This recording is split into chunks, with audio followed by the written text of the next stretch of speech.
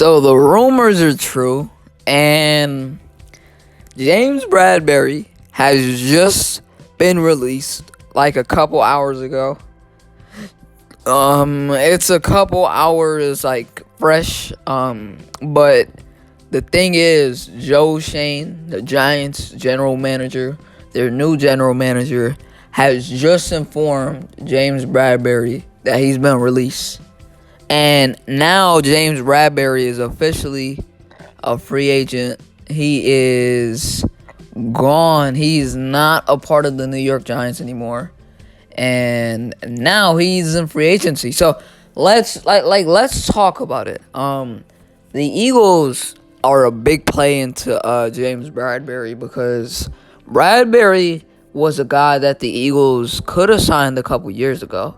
And the thing is, like, you could have signed James BradBerry 19, 20, when we traded for Darius Slay. At that point, we wanted to sign, originally wanted to sign James BradBerry, and that plan didn't work out. And we also wanted to trade for Byron Jones. I'm kind of glad we didn't do that because Byron Jones is overrated as hell. He's really not that good. The thing is, we could have traded for Byron Jones, or we could have signed James BradBerry. And when Byron Jones got dealt or traded to the when he got traded to the Dolphins, our plan and mission and goal was to get James BradBerry. And when BradBerry got signed to the Giants, we traded for Darius Slay.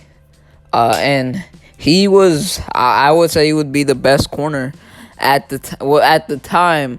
BradBerry was pretty good. I still think in a right situation, BradBerry's good.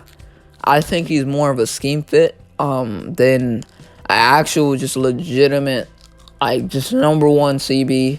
Like, when he's healthy, when he's fully healthy, he's shown and proven that he is a quality cornerback one.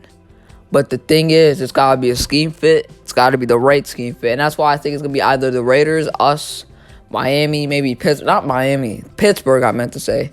And I feel like the only reason this makes so much sense is because we lost Steven Nelson in the offseason. Steven Nelson got signed to the Texans. And because of that, when we lost Steven Nelson, it opened up a huge glaring hole at CB2. Because if you look at the past couple of years, especially last year, look at what we had. We had Steven Nelson, of course, Darius Slay, a top 10 corner, and Avonte Maddox. Avonte Maddox did pretty good at the slot or the nickel. And he did pretty good against a couple of those slot receivers that he placed. I'm not going to say he was a complete shutdown nickel corner because there was games where, he looked sloppy and his game was just not on point. But he did pretty solid last year. I can't even blame him. I can't fault him. He did his job. And if you look at what Slay did, actually, if you look at Slay is a CB1. He's a top 10 corner. And behind that, you really don't have anything because you just lost Steven Nelson. He signed with the Texans. And believe it or not, I think that Texans defense is going to be pretty underrated next year. Watch out for them. You got Desmond King, Steven Nelson, and now you just added Derek Stingley to the draft. That secondary is going to be something not to mess with.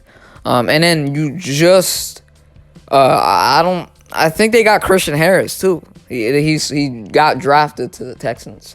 It might have been picked in the third round. That Texans team is sneaky underrated, but this ain't about the Texans, it's about the Eagles. Shout out to my guy, Coach Dante. But, I mean, the thing with this team is, like, if you just look at our secondary, there's a couple glaring holes. And not only does James BradBerry give you a void depth, but the thing is, it gives you, like, flexibility for the future. Because now, if you look at it, you get another year or two with him or a year or two of good production at the CB2 position, then you get more out of that secondary, and it helps more of your younger guys. And it adds more competition for your younger guys. With Josh Jobe, we signed him as an undrafted free agent. Pretty good zone guy. I wouldn't say he's the greatest in man, but he's better in zone. Not great on, some missed concepts or routes.